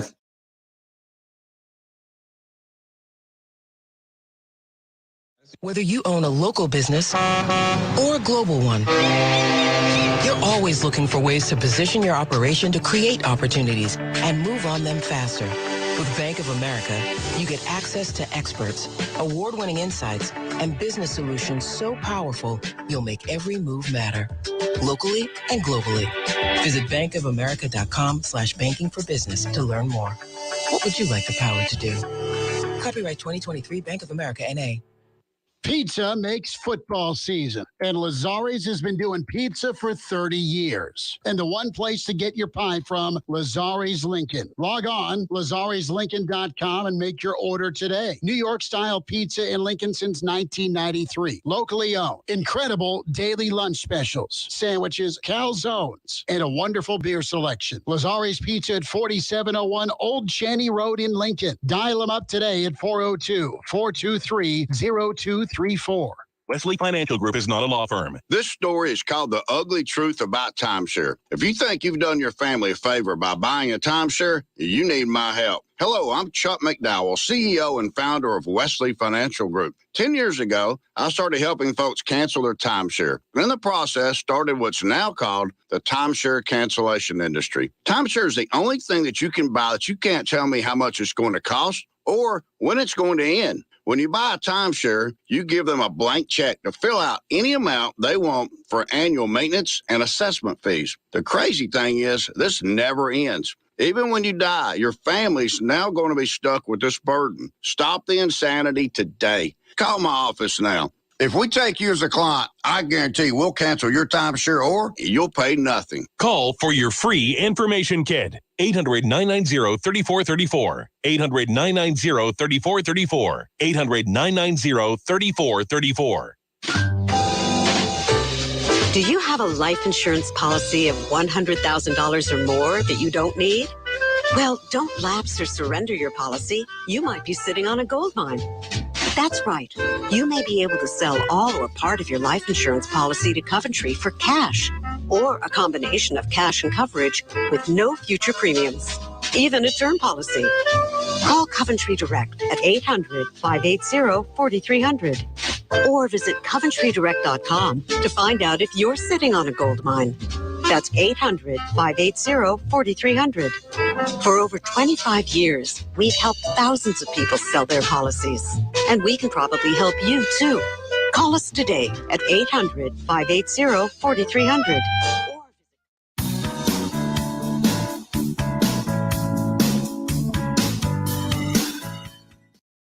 And now, back to Hail Varsity Radio. Back into it at Hail Varsity Radio as we're in Minneapolis, gearing up for Nebraska, Minnesota. It's a Jock Doc Wednesday, Nebraska Orthopedic Center. Dr. Brandon Seifert with us. Dr. Brandon, how are we feeling? I'm good. How you guys doing? You feeling good about the big game on Thursday? We'll see. we're talking ourselves all sorts of ways into what could and may happen. I'm interested here in one of the best there is, Shohei Ohtani. We've talked about him before. The two-way superstar is still getting it done at the dish despite a torn UCL. And we'll get your thoughts on Ohtani and a second opinion with this Tommy John. But Dr. Brandon, how the heck's he still swinging the stick with this injury? Yeah, it's pretty amazing when you think about this. So he probably, as we just kind of dive into this injury, so, number one, it sounds like they're concerned that another kind of Tommy John type injuries happened here. Just to review, we've talked about this before, Tommy John, essentially what we're dealing with is a ligament on the inside of your elbow. So if you bring that elbow out straight, feel that inside of your elbow, kind of where the funny bone is, if you will. That's called the medial epicondyle. That'd be the top part of where that ligament sits, and then it extends down just a little bit into the forearm on that inside part of the arm. And essentially that ligament resists the motion. So if you put your arm out straight, take it so your palm is up, and if you take the elbow in the direction that the thumb is pointing, that's what we call a valgus force. And so if you think about putting your arm up into a throwing motion, all that force that goes across in a valgus direction, as they're bringing that ball forward, that ligament essentially is supporting all of that force. That's what we're talking about with him. He's obviously had a previous Tommy John surgery on that side, and now we're concerned that he's got another injury here. Maybe it's partial. We're not really certain about what the actual extent of his injury is. And so from a hitting perspective, that was kind of getting back to the question there. The big issue there on the hitting perspective is it's not the same kind of directed force. You can change your swing a little bit, and you really don't have that kind of maximum kind of valgus force going across that elbow with hitting, typically like you do with throwing. It's Dr. Brandon Seifert with us here at Jock Doc Wednesday on Hail Varsity Radio. And whenever you look at that UCL, Dr. Brandon, what's interesting is the Angels GM said that they're awaiting a second opinion before they'll determine if he needs Tommy John surgery yet again. But he did also say that the tear is in a different part of the UCL than whenever he tore it in 2018 in Japan. So take me a little bit through the UCL and the anatomy there. I didn't realize it was possible to be able to tear it in multiple places. Yeah, that's a great question. So we do see this, and typically it's more kind of in the chronic type injury, or maybe more in kind of maybe a revision scenario. Typically, if somebody's going to have their Tommy John fixed the first time, it's usually where the ligament comes down and hooks onto the more of the forearm part. There's a special area there called the sublime tubercle, which is where that initially attaches. And that's typically where most of the pathology happens, at least initially. Obviously, it can happen all throughout the tendon. The other areas where this can be more of an issue is after you've had one reconstructed, the way you basically weave that tendon or ligament through the bone, which again is that funny bone or the medial epicondyle, you can get some tearing there. You can have it where if you're sewing that tendon kind of back on itself, you might have maybe some breakage of the suture, maybe some slippage of the ligament in that area. And again, the stresses typically can be a little bit different after a reconstruction, especially depending on kind of where the tunnels were placed. Also based kind of on where's the scar tissue at, and really kind of the big thing is how well did it kind of heal or incorporate into the surrounding tissues. So you do tend to see a little bit different kind of wear and tear on these in terms of the second time. The most challenging part, I would say, probably about these is we don't have a great kind of diagnostic modality for these. So typically we would use an MRI to give you kind of the best image. That's probably our best test that we have out there from an imaging perspective. But even that, and especially in the sense that if you've had a previous reconstruction, there's lots of scar tissue, and it's sometimes really hard to interpret the MRI as to, is it tear, is it scar tissue, is it just inflammation? All those kind of things are somewhat challenging unless somebody has, a full-on complete rupture, then sure, you can see that, which those are actually quite rare. Dr. Brandon Seifert's with us, a Jock Doc Wednesday, Nebraska Orthopedic Center. Shohei Ohtani, our topic. So when we talk about Ohtani getting that second opinion, Dr. Brandon, and him still swinging the stick, I know Bryce Harper did it through the postseason a couple years back. How imperative is PRP when it comes to part of the treatment choices? How are they keeping things doable despite this injury? I think, Chris, that's a pretty nice modality, especially if you're talking about more partial tears. That is something that, we typically use in our practice here as well. So PRP, if you kind of get to the major league level, they might start sprinkling in some stem cells, although the research and data behind that's kind of mixed. But I think PRP has a fairly reasonable track record here, especially some of the partial tears. But even that's not, a home run. There's even been some pretty extensive research about fixing some of these partial tears that still have reasonable stability, but athletes are still struggling either with velocity or even just with the discomfort of it. And they'll do a thing called an internal brace, which is essentially where you'll take this really kind of thick braided suture and you'll weave that into the tendon, the native tendon that's there to help kind of bring about some more tightening and some more ligamentous support, although it's not biologic. It's more from a synthetically made suture, if you will. And so that's part of this as well. But I think PRP, if you take somebody like him who's already had a previous procedure here, if he's got any kind of evidence of more of a partial, not high grade, I'm thinking you're going to take him down a conservative route with this would be the most likely option. Rest him, you shut him down, you PRP him, they'll probably throw stem cells in there just at that level. And that would be very reasonable. Yeah, Dr. Brandon, the Angels today cutting 6 players as they're 12 and a half games back in the AL West and 11 and a half games back in the wild card. So I do think him getting shut down is the most likely scenario. But where I think we'll wrap this up, Dr. Brandon, is tell me about if this could have been prevented. Obviously, a lot of people want to go there with the superstar of the game. He missed his start before this start with some arm fatigue as well as some cramping in a finger. Do you think that could have led to the injury we saw, or is it just one of the things that's going to happen in baseball and there's nothing the Angels could have done about it? At that, that's a great question, Elijah. At that level, with the number of eyes watching him, I think they probably did everything right, and I think they're okay from that perspective. Is it maybe you're in another program elsewhere where you don't probably have that many eyes, you don't have that many, number one, your agent, 2, you have all the money that's flowing through him with the organization, you have your team positions, multiple team positions involved in that, second opinion positions there. He's got so many people watching. So I think they probably did everything right from that perspective. I think this lands more on the side of, you had trauma here before, you reconstructed it. They're never the same as they were before, even though a lot of players do get back to a certain level. I think this is probably just more wear and tear over time, and either had a unlucky event happen to him where he had an awkward swing perhaps, or it just was kind of over time he's kind of stretched out that graft. And Dr. Brandon, we'll have to wait and see what Shohei's return looks like, whether they're going to move him to more of a closing role where there's less stress or they keep him as a starter. But if he does in fact have to undergo Tommy John surgery, what's the timetable before you see him back on a mound again? Oh, with the revision scenario like that, you're probably looking more, it could be 14 to 18 months. Wow. Typically it's kind of along that kind of 12 to 14 month pathway, but with the revision scenario, you could go a little longer, maybe up to 18 months, which is a long journey. Do you think that's why they're going and looking for a second opinion, hoping that they're not going to need the surgery?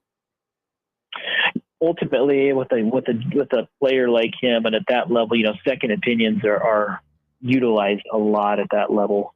And so that's honestly probably pretty standard protocol. I can tell you, where I trained it with Dr. Andrews, is the guy that does all the major league folks. We would get second opinions from all. It was amazing how many second opinions would come through, just wondering about an opinion and what the treatment options would be. So he'll probably, I think he'll probably grab another, 2 or 3 opinions. Dr. Brandon, have yourself a good week. Thanks for your insight on this today. Thanks, fellas. You guys have a great rest of your week.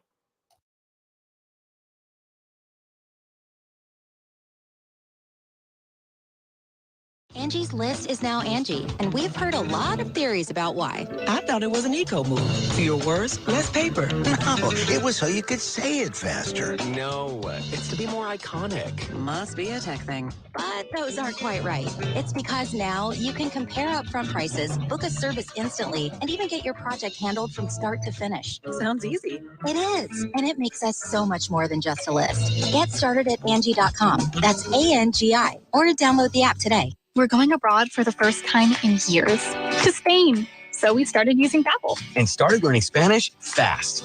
With Babbel, you can start having conversations in another language in just 3 weeks. ¿Cómo te llamas? ¿Cómo te llamas? When you learn a language, you want to actually use it. Babbel is designed with that goal in mind. In just 3 weeks, we're starting to have conversations in Spanish. Gracias, Babbel. Babbel, language for life. Now try Babbel for free at Babbel.com. That's Babbel.com.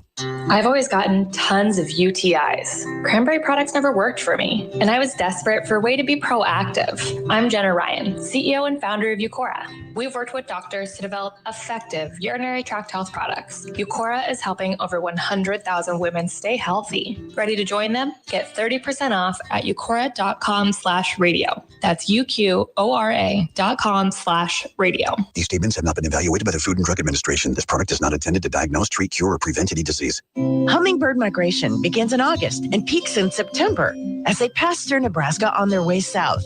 And at Wildbird Habitat, you'll find the largest selection of quality hummingbird feeders, nectars, and more, along with the information you need to successfully attract them. So enjoy watching hummingbirds in your yard with the help of the Wildbird Habitat stores, Lincoln's backyard bird feeding centers since 1993. Alamo Plaza, 56 and Highway 2, or north at 4900 Dudley Street. Attention, your money is now controlled by the U.S. government. Picture a world where your every purchase is monitored, tracked, and controlled by those in power to suppress the freedoms of those they see fit. Hi, my name is Jason Hansen. I'm a former CIA officer and New York Times bestselling author. And right now, I've become very focused on the impending rollout of the central bank digital currency. This is not a work of fiction. It's a terrifying reality looming on the horizon. But there is a bit of good news. I've partnered with Advantage Gold to offer you a solution. They are specialists in converting your traditional assets, like those inside an IRA or 401k, into tangible assets such as physical gold and silver. Don't allow your money to be controlled. Claim your free gold protection kit from Advantage Gold. Call 800-900-8000.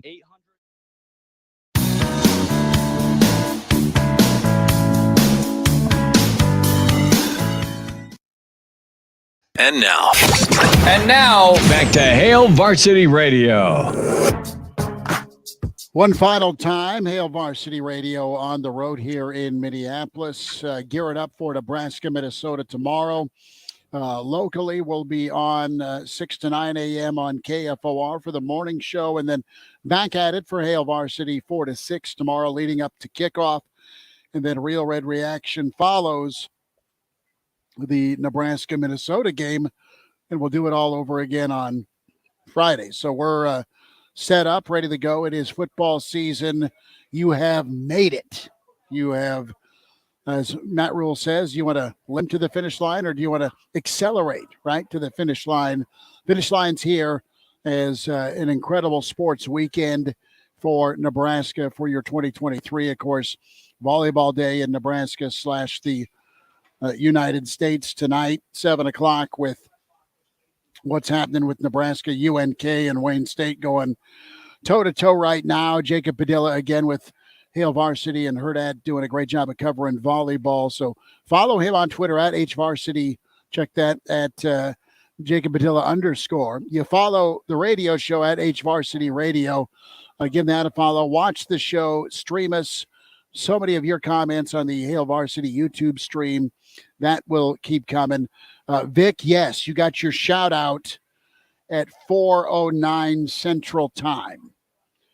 Vic wants everyone to know that Nick Monroe, native Minnesotan, cornerbacks coach for Minnesota, and phenom at Syracuse last year, worked for Mr. White.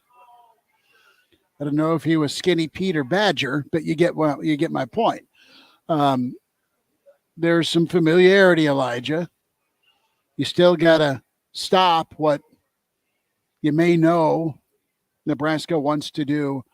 You don't know the personnel, though. We had a little text exchange about scheme and personnel. You got to go play and make it happen. It's one of Charlie's favorite quotes, Schmitty. It's not about the X's and the O's. It's about the Jimmies and the Joes. Sure. You've heard that one plenty. And the simple fact of the matter is, yeah, he might have some inside knowledge on the 3-3-5 and how Tony White likes to operate.